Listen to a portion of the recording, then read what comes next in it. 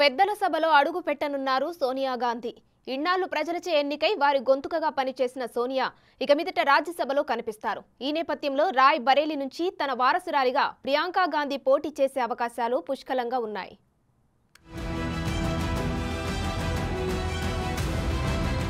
ప్రత్యక్ష రాజకీయాలకు Sonia good bye.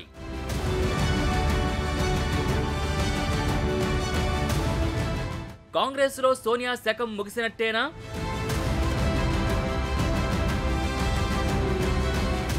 కన్న కూతురు కోసం రాయ్బరేలీ సీటు త్యాగం.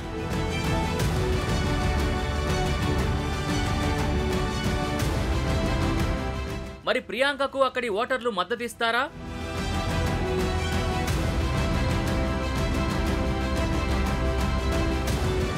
ఐదు దశాబ్దాల బంధం తెగే ప్రమాదం ఉందా?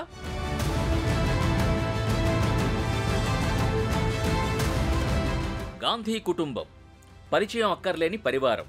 నెహ్రూ గాంధీ మొదలుకుని ప్రియాంక వరకు అందరూ ప్రజాసేవలో ఉన్నవారే. అలాంటి ఫ్యామిలీకి అన్నీ పెద్దే ఉన్న సోనియా గాంధీ ప్రత్యక్ష రాజకీయాలకు రిటైర్మెంట్ ప్రకటించేశారు. దాదాపు 25 ఏళ్ల పాటు లోక్సభ ఎంపీగా పనిచేసిన సోనియా గాంధీ ఇక పెద్దల సభలో ప్రజా సమస్యలపై పోరాటం చేయనున్నారు. సార్వత్రిక ఎన్నికల్లో పోటీకి దూరమనే విషయాన్ని 2019 ఫలితాల తర్వాతే ప్రకటించారు. ఇప్పుడు లోక్సభ ఎన్నికలకు దూరంగా ఉండాలని నిర్ణయించుకున్నారు. రాజస్థాన్ నుంచి రాజ్యసభకు నామినేషన్ వేశారు సోనియా.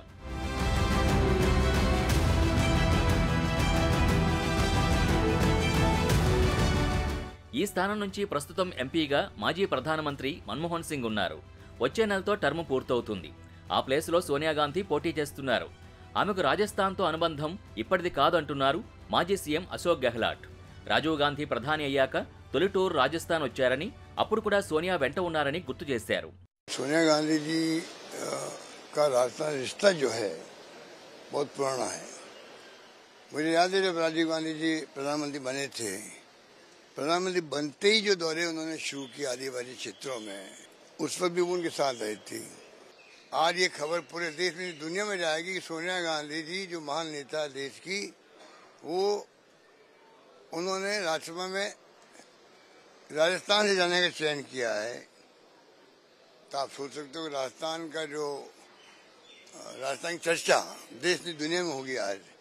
రాజ్యసభకు సోనియా గాంధీ వెళుతుండడంతో ఆమె సిట్టింగ్ స్థానం రాయ్బరేలీ పరిస్థితి ఏంటి? అక్కడ పోటీ చేసేదెవరు? గాంధీ ఫ్యామిలీ ఆ సీటుని అస్సలు వదులుకోలేదు. అలాంటప్పుడు రాయ్బరేలీ నుంచి పోటీ చేసేది రాహుల్ గాంధీనా, ప్రియాంకనా? ఖచ్చితంగా ప్రియాంక గాంధీయే తన తల్లి నియోజకవర్గం నుంచి పోటీ చేస్తారని చెప్తున్నారు. గత ఎన్నికల్లో రాహుల్ అమేథీలో ఓడిపోయారు. సేఫ్ సైడ్ వయనాడ్ నుంచి పోటీ చేసి గెలిచారు. సో ఉత్తరప్రదేశ్లోకి మళ్లీ రాహుల్ ఎంట్రీ ఎవరనేది విశ్లేషకుల అంచనా. అందుకే రాయ్బరేలీ సీటు ప్రియాంకకే అంటున్నారు. పైగా తన తల్లి సెంటిమెంట్ వర్కౌట్ అయి గెలుపు తథ్యమని భావిస్తున్నారు.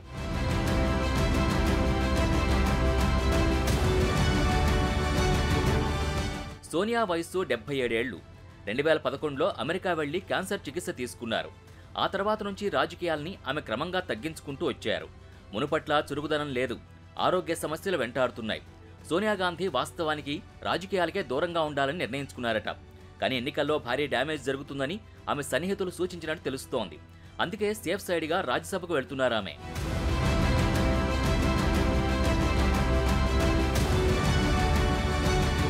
సోనియా గాంధీ 1999లో తొలిసారి లోక్సభకు ఎన్నికయ్యారు. నాడు అమేథీ, బళ్ళారి 2 చోట్ల పోటీ చేశారు. రెండిట్లో గెలిచారు. బళ్ళారిలో సుష్మా స్వరాజ్ని ఓడించారు. 2004లో రాయ్బరేలీకి షిఫ్ట్ అయ్యారు. 66.18 ఓట్ల శాతంతో గెలుపొందారు. 2006లో జరిగిన బైపోల్లోనూ బంపర్ మెజార్టీతో గెలిచారామె. 2009లో 72.23 ఓట్ల శాతంతో, 2014లో 63.80 ఓట్ల శాతంతో, 2019లో 55.80 ఓట్ల శాతంతో గెలుస్తూ వచ్చారు.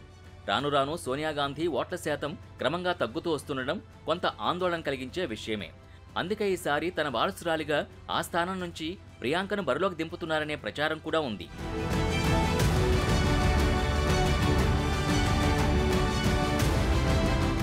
రాజస్థాన్లో కాంగ్రెస్కి బలం ఉన్నందున సోనియా ఎన్నిక లాంఛనమే. రాయ్బరేలీ నియోజకవర్గం దశాబ్దాలుగా కాంగ్రెస్ కంచుకోట. స్వాతంత్రం వచ్చినప్పుడు ఫిరోజ్ గాంధీ ఎంపీగా గెలిచారు. 70 ఏళ్లలో ఒక్కసారే జనతా పార్టీ గెలిచింది.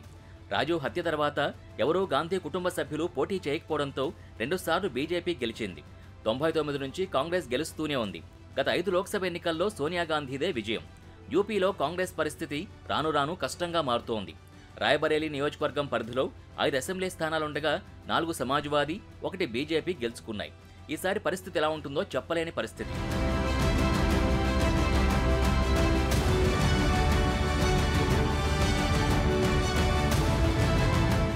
ఇక్కడ మనం గమనించాల్సిన ఓ సీరియస్ అంశం మరోటుంది. వారసత్వ రాజకీయాలకు బీజేపీ దూరమని మొదట్నుంచి చెబుతూ వస్తోంది. ఆ దిశగా మోడీ కూడా ప్రణాళికలు రచించి అభ్యర్థుల్ని నిలుపుతున్నారు. అలాంటి టైంలో సోనియా గాంధీ వారసురాలిగా ప్రియాంకని రాయ్బరేలీ నుంచి బరిలోకి దింపాలి అనుకోవడం కాంగ్రెస్కు మైనస్గానే చెప్పుకోవాలి. దీన్ని బీజేపీ అడ్వాంటేజ్గా మలుచుకునే అవకాశం లేకపోలేదు. మొత్తంగా గాంధీ కుటుంబం నుంచి రాజ్యసభకు వెళుతున్న రెండో నేతగా సోనియా రికార్డులకు ఎక్కనున్నారు. ఆగస్టు 1964 నుంచి ఫిబ్రవరి 1967 వరకు ఇందిరాగాంధీ రాజ్యసభ ఎంపీగా ఉన్నారు.